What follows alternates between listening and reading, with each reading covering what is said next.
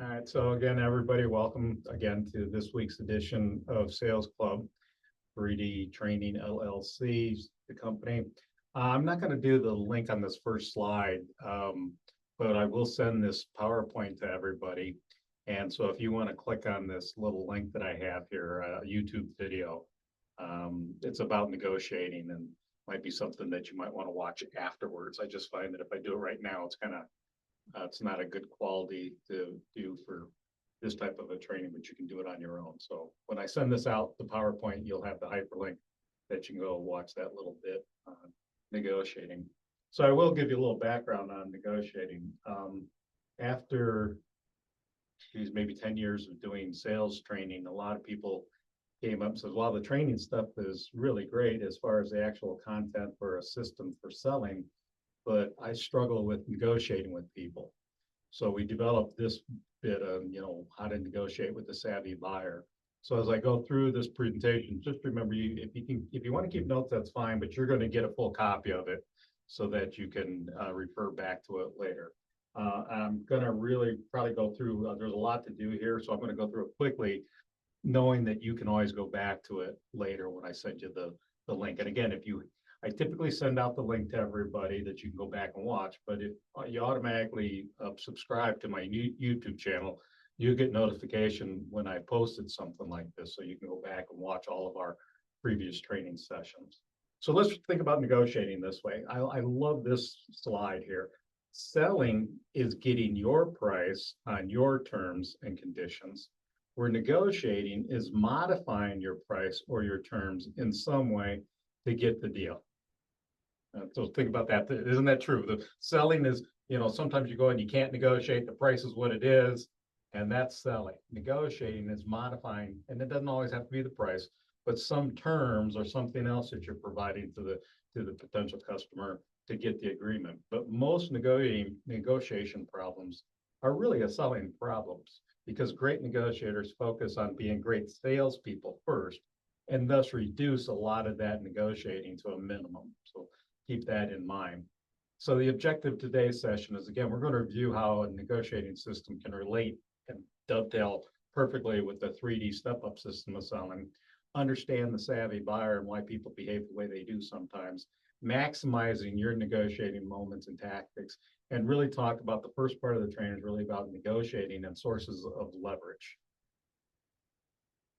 So again, if you think about selling, the more you want to do is you want to reduce discounting. You want your face to basically have to, do you have to face all this time, this increased pressure to, change pricing or whatever? Do you feel that sometimes that you're taking a lot of pressure to perform for the customer? And there's this growing sense of people want to commoditize your product and say that they can get the exact same thing somewhere else in some worlds. But remember, the one thing they can't get somewhere else is you. You are part of that four-legged stool that we talked about the value proposition. What's the product? What does the product do? How would the client evaluate that against the competition? And you're the fourth leg of that stool. You are part of that value proposition. So do you face a lot of professional buyers who actually study and negotiated? Matter of fact, there was a company up in Green Bay, Wisconsin, that was a trucking company that called me one time and said, we don't need sales training. What we want you to do is we want you to teach us what you're teaching salespeople so that we can counteract it. And so that was kind of a weird kind of training where they actually wanted me to go in and teach them what I'm teaching everybody else, so that as a professional buyer, the buyers could come out and counteract typical sales techniques or strategies. I did not take the job, quite frankly. So if you think about, again, selling versus negotiating, if we really understand the pain points, we really understand the pain and the budget that the client has, really, that really lessens a lot of their negotiating leverage. Because if we can find a product or service that solves their problem at a price they can afford, they don't have a lot of room to negotiate with us. So just always keep that in mind. So we're going to identify mistakes that lead to negotiating problems, first of all, at each step of the system we've talked about.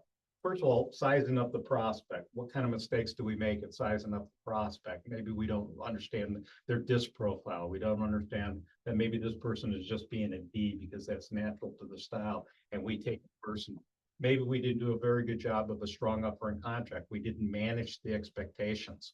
We didn't have a clear understanding at the beginning of what is required from both parties. We didn't do a very good job of taking them to their pain. We didn't extend that pain into the future. Remember, when you take somebody's problem and you extend it into the future, they will describe for you how they hope you can solve their problem. And what it does is takes away some of their sources of leverage. And then the last step in the step up system is the proposal. And sometimes what happens is the biggest problem in negotiating is salespeople tend to forget to sell today on the product or pain the person has, and they want to keep adding things to it. So when you find out what the problem is, and then you say to the prospect, oh, by the way, we also have this. Oh, by the way, I forgot to tell you about this. Sell them on the product or service that they need today. Worry about upselling later, because that'll cause a lot of negotiating problems for you if you don't. So just remember those things that we're talking about. So mistakes in negotiating, we're going to go through a few of these really quickly. Not knowing the sources of leverage is the number one mistake most people make. Not knowing who has the leverage, who has, one of the sayings we have is, if you need the order, the prospect owns you. If you want the order, you're in control. And understanding the difference between the two. If you need the order to make your sales quota for the month, to hit your car payment, to make it your commission, whatever it is, the prospects sense that and they own you. So they've got so much more leverage. If you want it, if you say to somebody, hey, Bob, would it surprise you if I said, yes, I really want your business. I'd love to work with you, but I don't need it to turn the lights on. I don't need it to just be able to pay my bills tomorrow. They lose all their sources of leverage. So understanding who really has the leverage in some of these deals. Understanding the sources of leverage come from what you believe, what you need or don't need. Sometimes our emotions, time limits. How does this person need to do this right away? How much time do they have? Current relationships that we've built with people, understandings of what the person wants and what they need, ownership, do they feel ownership of it? And the skill that you have. Those are sources of leverage that we'll get into in each one of these. Beliefs are really powerful because they dictate outcomes. Your belief on whether you add value, whether the product is good, or whether you need to discount it to get the deal will really shape your actions when it comes to negotiating. Okay. So the beliefs that you have, like, oh, that client's never going to buy from me. They don't have any money. This is one of the things I hear a lot of salespeople do. They make an assumption about a potential prospect is, oh, they can't afford our product, or if you believe it, it really loses your impact when your sources of leverage.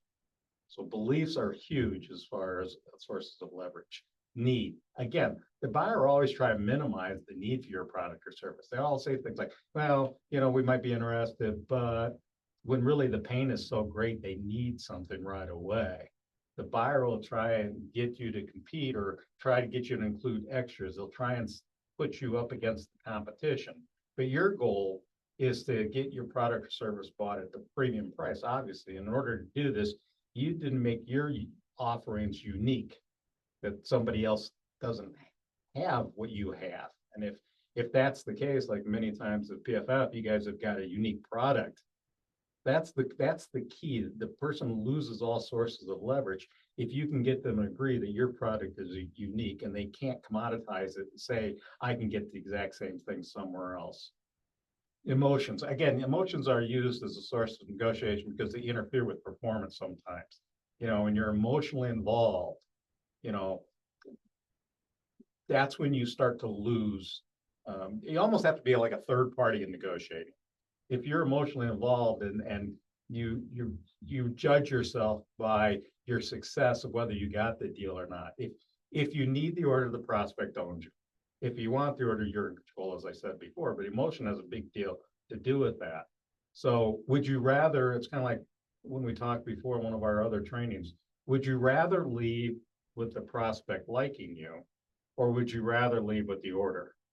Salespeople that are in the, when we talked last week about the human relations grid, we talked about adaptive child.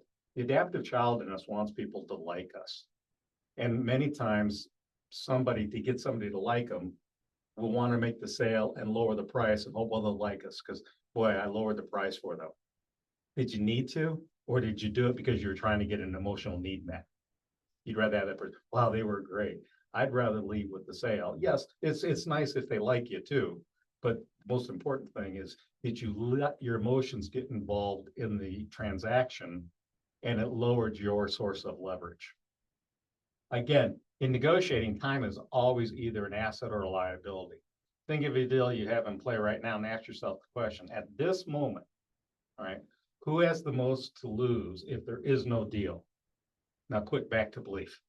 And if you think about it, that's what's happening here is if you're working on a deal right now, if it doesn't go through, really, how bad is the situation for the prospect that they didn't move forward with your product or service?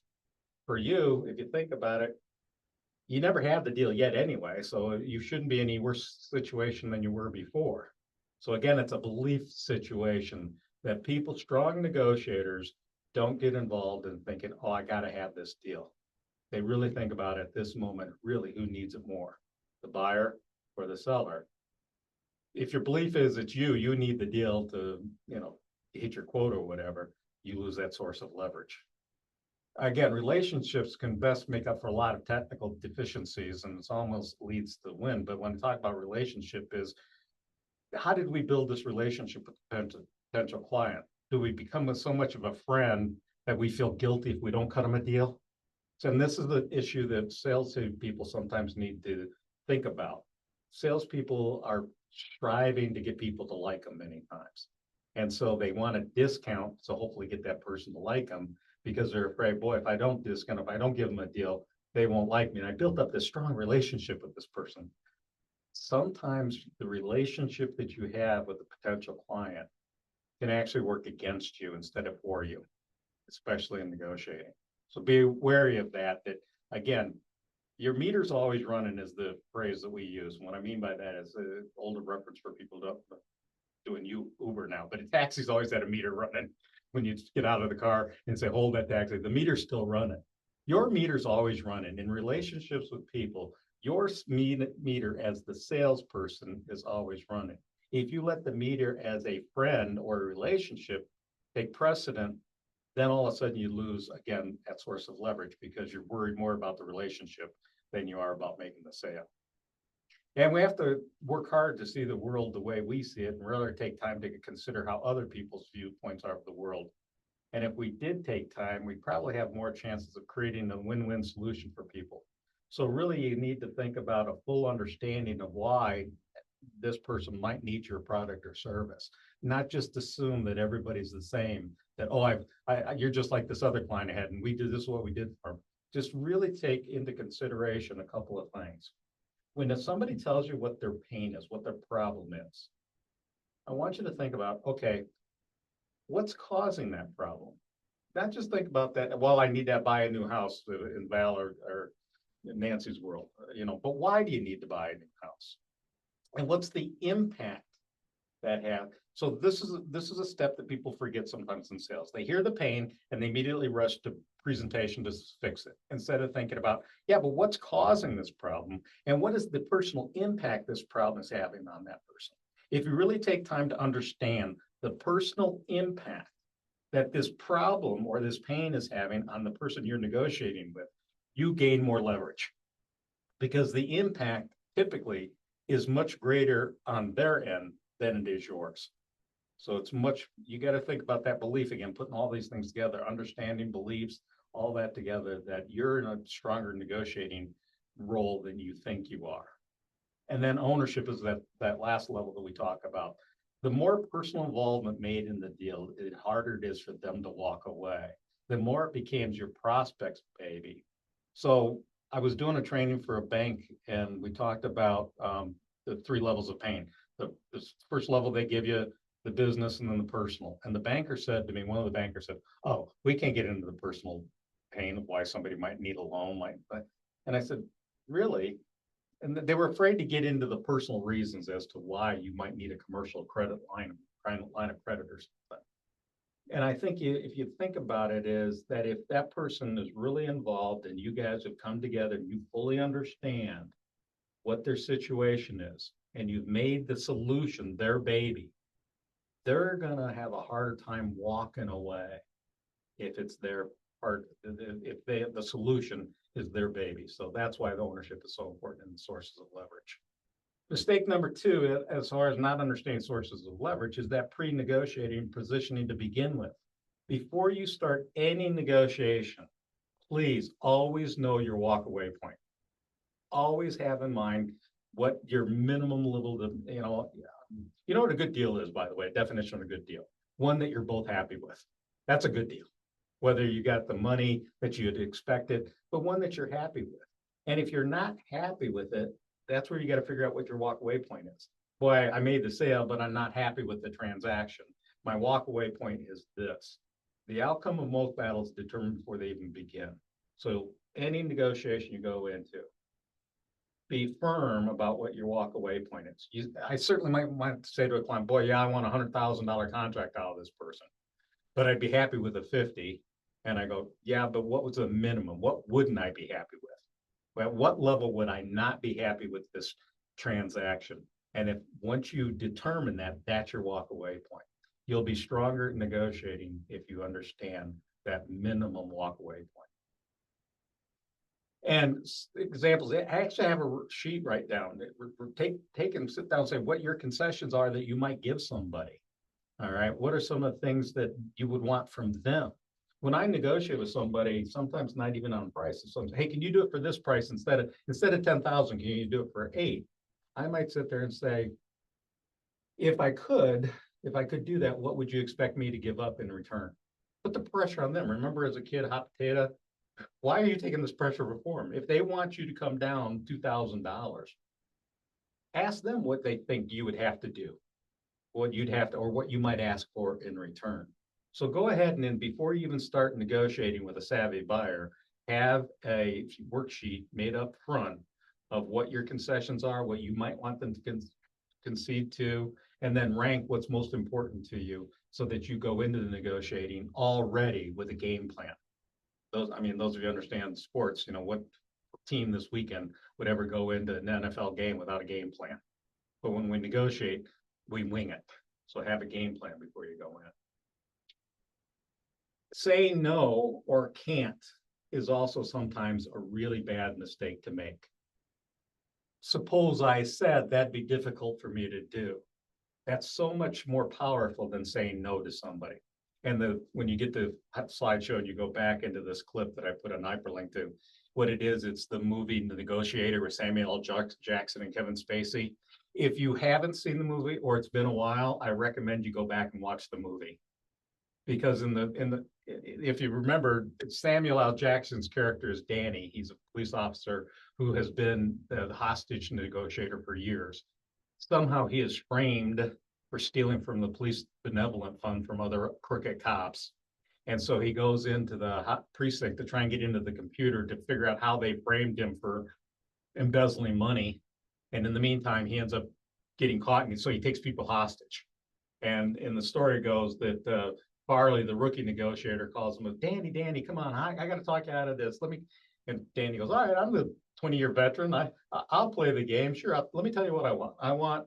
I want a Learjet for my getaway. I want $20 million. And while you get all that together, send in 20 pizzas. And Farley goes, no, I can't get you that. I can't get you a Learjet. I can't get you $20 million. And bang, bang, he hears. Farley goes, what had just happened? Danny goes, I just shot somebody. What do you mean you shot somebody? Never tell a hostage taker no, they'll shoot somebody. Well, what should I have told him? What do you want on your pizza? Never tell somebody, no, I can't do that. Phrase it as, suppose I said that'd be difficult for me to do. Or if I could do that, if I went back to Brian and he said he could do this, I just need to know for sure that we'd have a deal. Because I'm not going to go back to Brian and fight to get a better deal for you. And then I say, got it. Then you come back and say, oh, could you have done better? So never give without a get is what this is saying, but always phrase it. Suppose I said that'd be difficult for me to do. Would that make sense? Would that be fair? Suppose I couldn't do that. It's a softer way of saying no. No just usually ends it. And now you get into some verbal conversations with people. So that's mistake number 3, is saying no to a real player, somebody who's really wants to negotiate. Hey Wayne, just a thought on that. I mean, I love this technique and have used it a lot myself. Um, it's really about like the no is a definitive. Like it just kind of ends it there. And the question that you're asking lobs the ball back to them. And it's like, I didn't give you a no, but like clearly that's going to be a problem. And then the onus is on them. Like, all right, well, okay, if you were to say no, what would I do? And like the negotiation continues as opposed to stopping right there. Exactly. Good point. Thanks for bringing that up. It's kind of like, remember the communication rule: words, tone, body language. So when we say no, it doesn't have to be verbal. It could be, uh, you didn't say no, but then, and then it goes right into this one: talk too much. Silence is gold. I mean, I was in radio in college, and the first thing he told you is, the first taboo in radio is silence. But as a negotiating tool, it's your friend. Because if you're just, wow, 20,000 off, wow. You didn't say no, but they will volunteer information perhaps. They might jump in and say, well, maybe not 20, we could do 10. And you didn't have to say anything.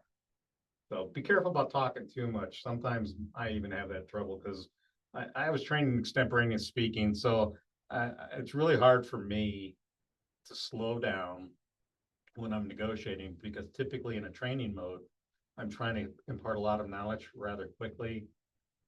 So sometimes I just need to slow down and tell myself.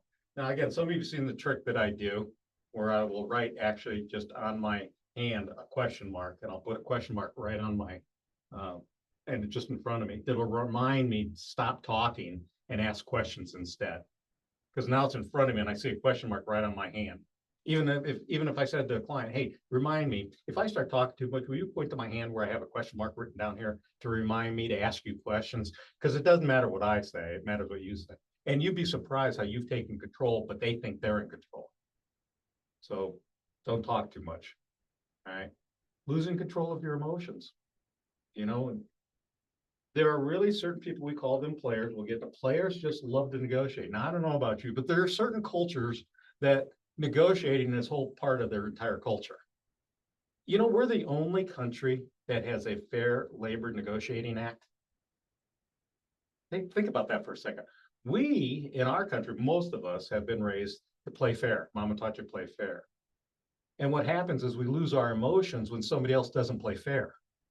You built this relationship with this person, they keep asking for concessions. You think they should, and you get frustrated and upset. Why are you asking for all these concessions? I've been your buddy. I've given you 3 good discounts in the past. And you lose control of your emotions instead of remembering their job is to get the best deal that they can. They're not bad people when they try and get concessions from you. Don't lose your emotions. But if they do, if they lose their emotions, I'm really getting upset with you. I'm tired of dancing with you. Sounds like I've crossed the point of no return. Really apologize. Are we at that point that no matter what I do or say in the next few minutes, we're done? Would that be true? If your tone is down here, they will come down. So that's why I want you to remember the communications wheel. Words 7%, tone 38%, body language 55% of our communications with people. Don't lose control of your emotions in a negotiation. Right? Failing to properly prepare for the negotiations. Again, that goes back to, did you do a pre-negotiation game plan? Did you think about all the scenarios? Did you role play with somebody else? If you've got a multi-million-dollar deal, for example, are you going to wing it?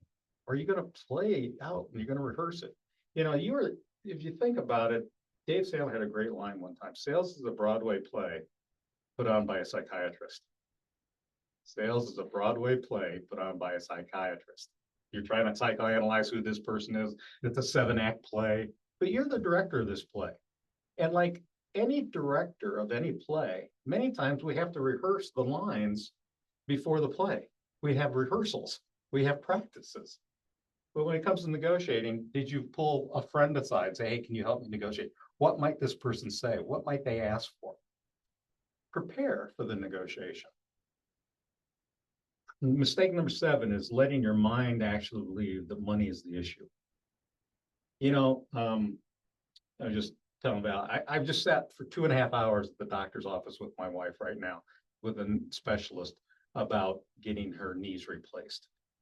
You think money is the issue? My wife is always walks in saying, "Oh, I wonder what this is going to cost and how much is Medicare going to cost." But when we get done, if it fixes her pain, is price the issue? No. I'll find the money. She'll find the money. If the pain is great enough, your prospect will find the money to fix it. But it's your own head trash that you believe that money is going to get in the way of it. Now, again, if they think I can get the exact same thing somewhere else to try and commoditize your product, then you didn't do a very good job in the sizing of the situation step and bonding and rapport. Remember, rapport is French word for come together. Money is seldom the biggest issue. But if you give a concession to somebody, it needs to sound kind of like this. Hey, I can't do the 2,000. But let's say I could do 1,000 off. Would we have a deal? Because sometimes players just need to feel like they won. I got a couple more slides on it in the future, but just understand that sometimes it's not the money they ask for it, but they need to feel like they get something. So maybe if you don't give them the money, say, hey, I can't reduce the price, but I can add 3 months more to the subscription. Players just need to feel like they won something sometimes. So understanding your player up front. Okay. So again, remember a couple of rules. Everybody has pain. Everybody wants to get rid of pain. No one wants to admit that they have pain. Because this is the part of negotiation that one needs to understand sources of leverage. Your prospects don't want to tell you how bad the situation is.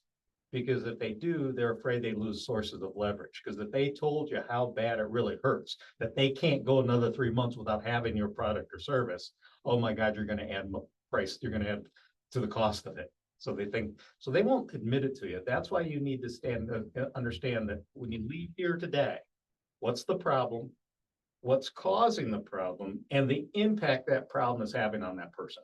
Do not leave the pain step until you fully have answered those 3 questions. What's the problem? What's causing the problem? And the impact that problem is having on the person you're dealing with. Because then they'll be more motivated to tell you what the real pain is. Okay. So remember, everybody has pain. Determine the impact of the pain, and then let them share it.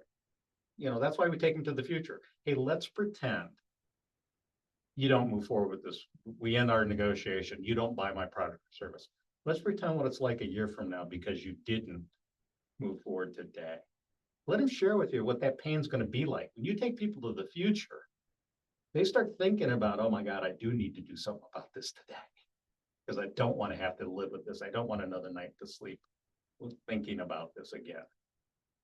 In the decision, make it easy for them to agree. Understand their decision limits and the timing that it's going to take. Remember, decision is who, what, where, when, why, how.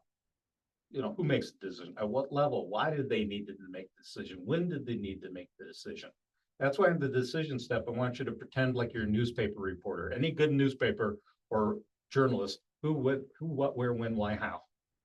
And then you need to know that as far as in your negotiating, as far as who makes the decision. Okay. Tools to use. Remember those softening statements? Good question. Glad you asked. That makes sense. Appreciate that. Always do that softening statement. That's the nurturing parent in you. When somebody's negotiating with you and they ask for something outrageous, I want 3 months free. Interesting you would ask for that. Why did you ask for 3 and not 4? They don't know what to do with that then, right? I had a client one time, same thing. He says, well, if you do it and you'll train all of my people for the same price instead of just for the 6, we got a deal. And I said, interesting you brought up that number. Why would you even want to have the other people trained? Why would that be important to you? And now he's got to defend his position, and I'm not on my heels either answering yes or no. Remember, sometimes what happens is mom said, hey, ask you a question, answer me. You've been conditioned to answer questions. So in the negotiation process, somebody asks you, hey, will you make this concession? You almost feel like you have to answer it. You can do a softening statement and reverse it. Do the strip line, do the reverse, do the third party story. Do the pain funnel, the dummy curve. Remember the dummy you act, the more people want to help you. I'm confused. Why would you ask for that? Why is that important to you? You don't necessarily always have to respond immediately to their question. You can get more information. Remember the foundations. Everybody's been through my foundations program. Your job is to get information, not get it. And even in the negotiation process, your job is to get information about why they would want to do it this way. Why are they asking for that concession? What would happen if they didn't get it? Stay in the questioning format by using the dummy curve. All right, this is more the fun part where we get into. This is the last segment. This is Gambit's buyers use. These are top 10 things. These are Gambit's tricks, things that professional negotiators will try and use on you. The flinch. The flinch is, oh my God, it's that much? Come on, how many of you have seen that? Where the person just physically reacts like, oh my God, I can't believe it's that much. You charge that much? 150,000, that's outrageous. My husband does that every time we get the check at a restaurant. And it could be that what he's trying to do is put people on their heels, right? And make them from a defensive, well, but you got this or whatever, or maybe I can throw in a free dessert, or even in a little thing like that. What the idea is, don't react. It's a gambit. Do a solid pain step. And if you have to, go back to it.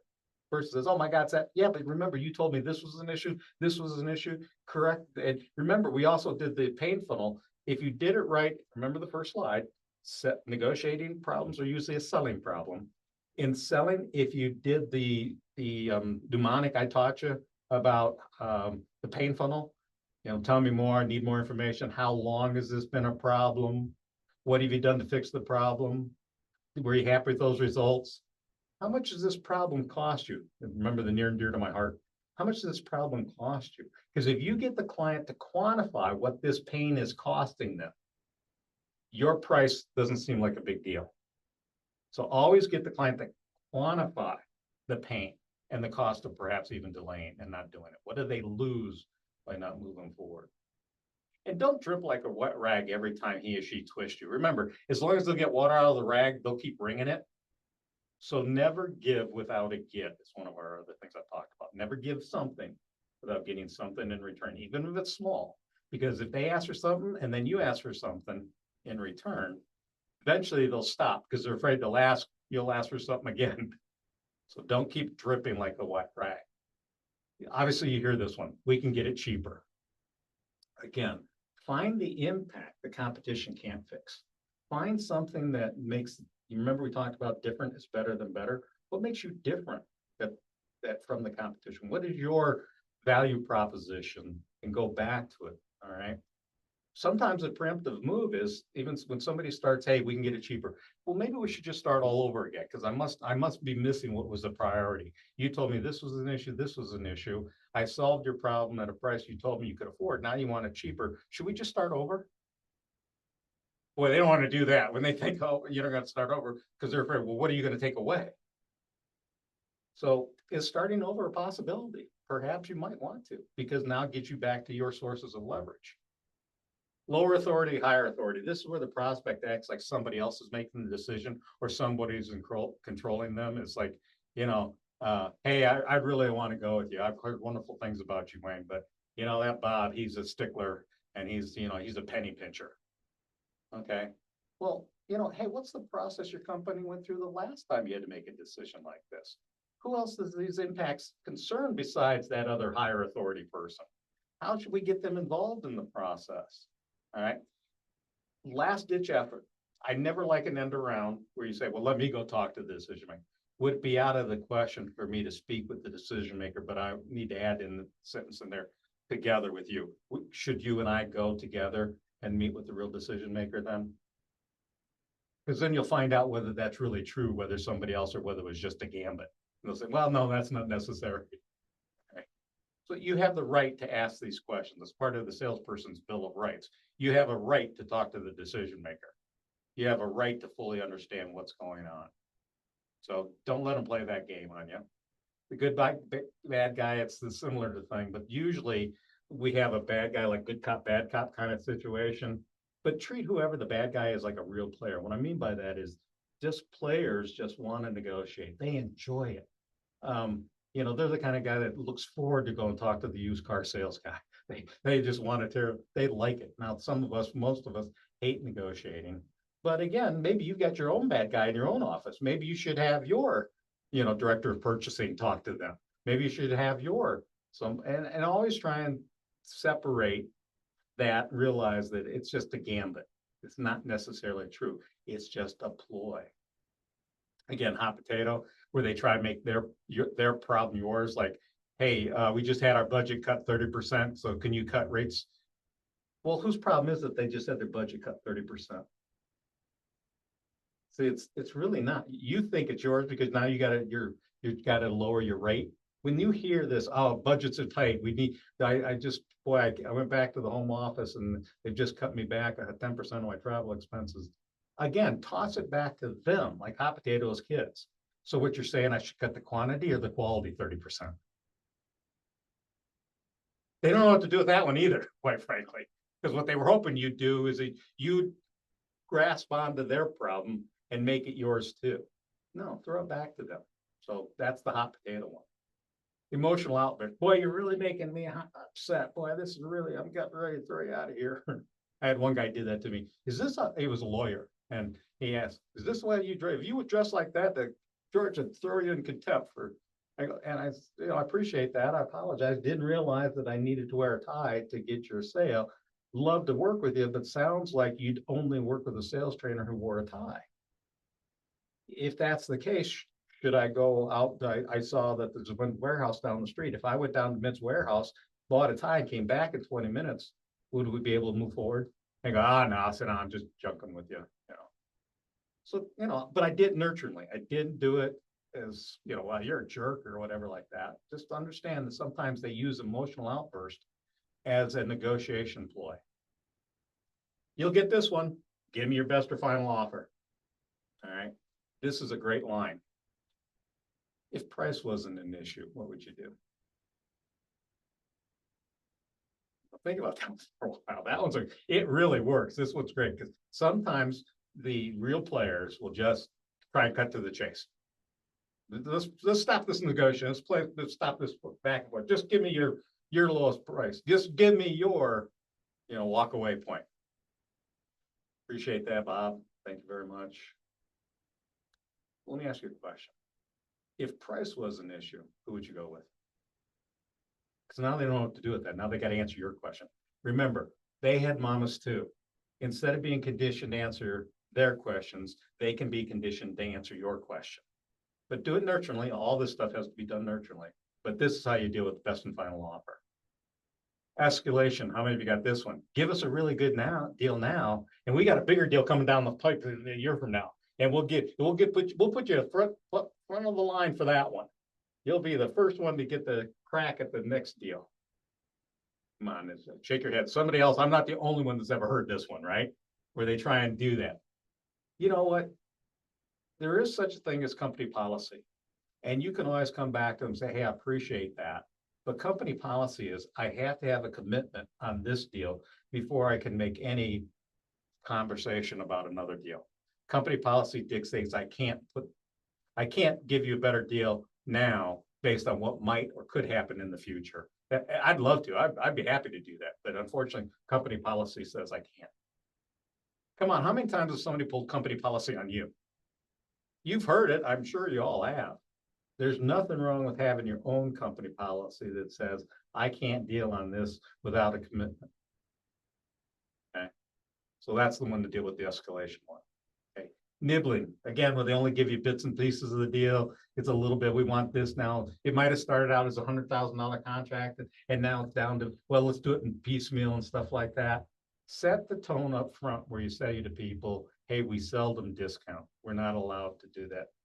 But then when you do, they still feel like a winner. So give incremental concessions, but make sure the client understands that it's not typical. I've had people say to me, hey, can't you give me a discount? Here's the answer to that one. What makes you think I already didn't?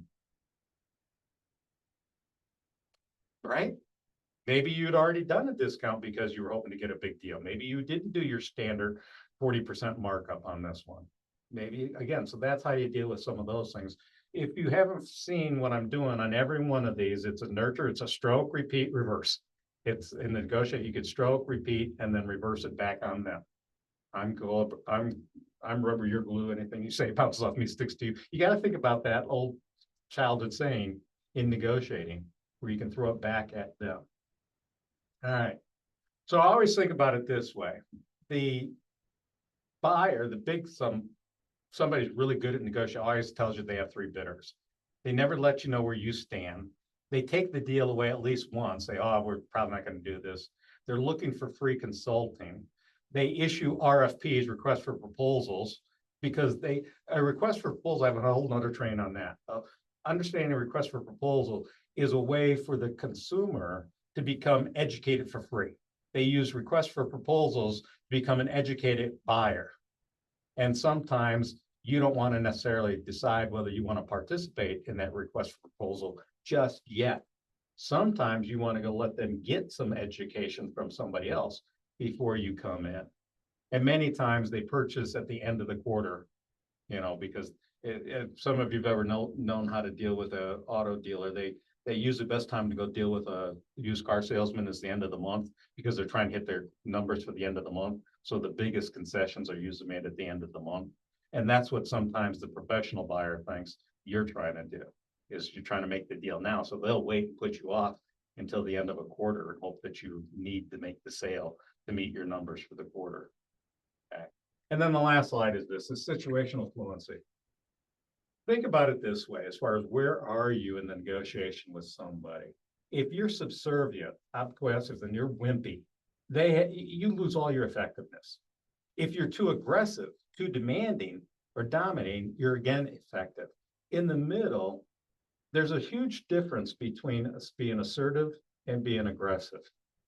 There's nothing wrong with asserting yourself, but doing it aggressively, you lose control in the negotiating.